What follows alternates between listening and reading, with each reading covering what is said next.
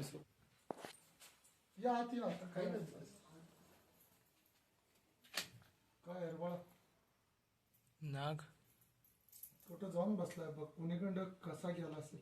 हे डब्बं कशाने पाडलेत? ते आम्हीच पाडलेले काठीने. का मुसकावा गेले असते ते कुठं काय आहे दिसल्यावर जरा. दिसल्यावर कसं आहे सांगतो. तसं काय करायला गेलं तर तो विषारी नाग आहे ना.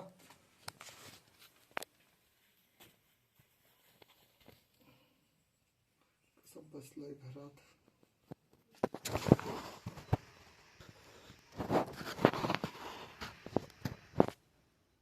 काय खाऊन बसलाय का? काय माहित ना.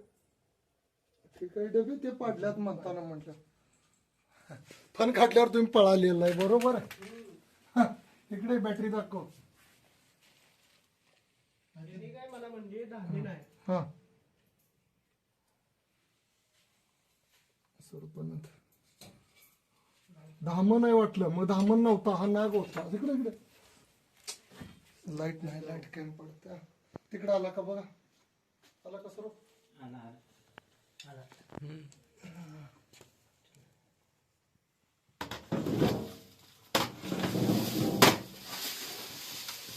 डब्बा पाडल्यात. या बघा.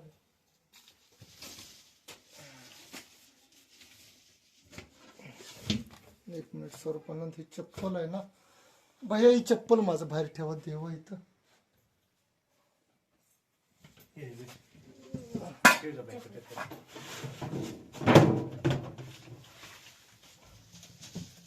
सापाला डिवचण्याचा प्रयत्न केला तर साप भयभीत होऊन चावतोय. डबा घ्या. लाईट नाही का आतल्या घरात? इकडे नाही बलत बलत नाही आहे. हे नारळ काय देवाला फोडायला ठेवता काय भैया? पहिला जायचं तिथे. पहिलाच आहे. या आईचं डेर आहेत ना. काय म्हणतात आईचं माकोबाईचं. माकोबाईचं. माकोबाईच्या डेऱ्यामागेच गेला की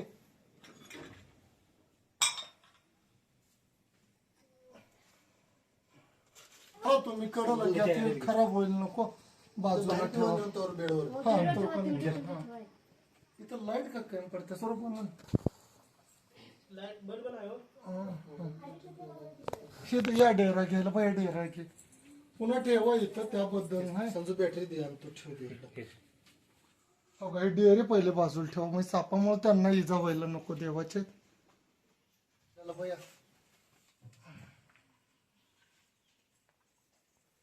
आईच्या डेऱ्याच्या आड कसा नाक बसलाय मित्रांनो.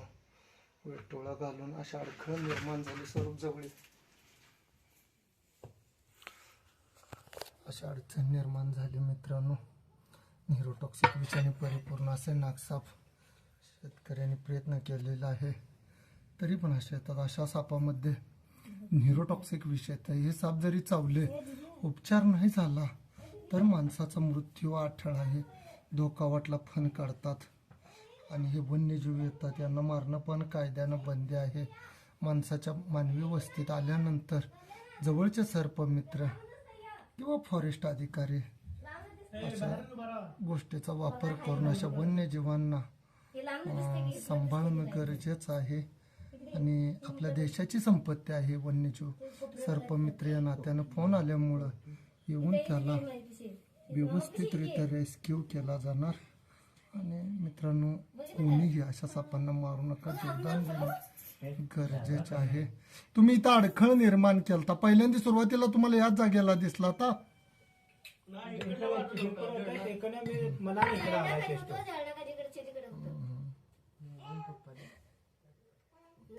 धोका वाटला फण काढतोय मित्रांनो. सुंदर असा नाग आहे. धोका वाटला तर फण काढणे त्याचं काम आहे. अशा सापांना मानवी वस्तीत आल्यानंतर व्यवस्थित पकडणं हेही काम आहे. छान असा सुंदर ज्याच्यात न्यूरोटॉक्सिक विष येते असा हा नागसाप. तोही भीतोय जीवाला आणि देवांच्या पाठीमागत लपण्याचा प्रयत्न करतोय. पण याला मानवी वस्तीत आल्यामुळं पकडणं हे माझं कर्तव्य आहे आणि तो मी पकडतो.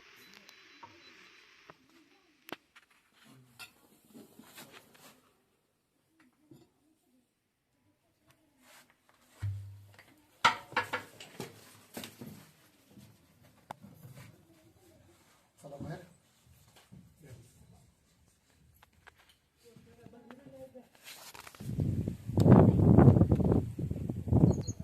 आता काय आतनं साप आणलाय की तिथे जो नाग नावाने ओळखला जातो.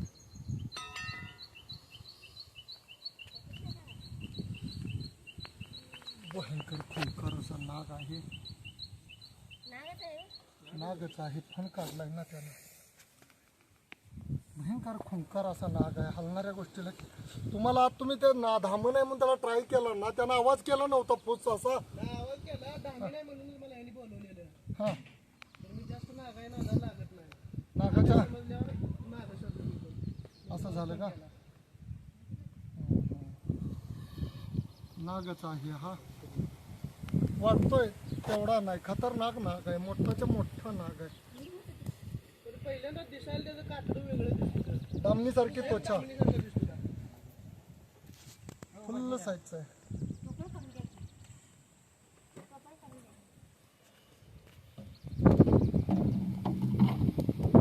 तोंड उघडून चावायला आलं सर्व. किती चिडलाय. तोंड उघडून याला चावण्यासाठी आला. एकदम चिडलाय नाग. चिडलाय खुंकार आहे आणि चिडका नाग आहे. कसा त्याला चावायला आला ना, तोंड उघडून. तोंड उघडणारे साप हे चावते येतात.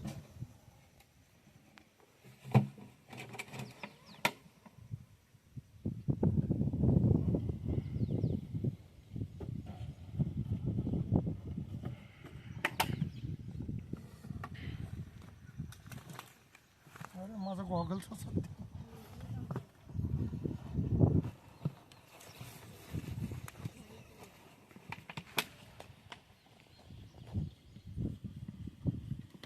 तो पण काय काय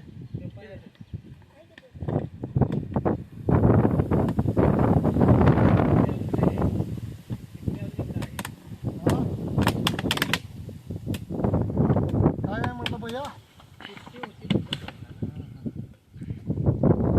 मित्रांनो, गोरड वस्ती का नाही, कुठली वस्ती?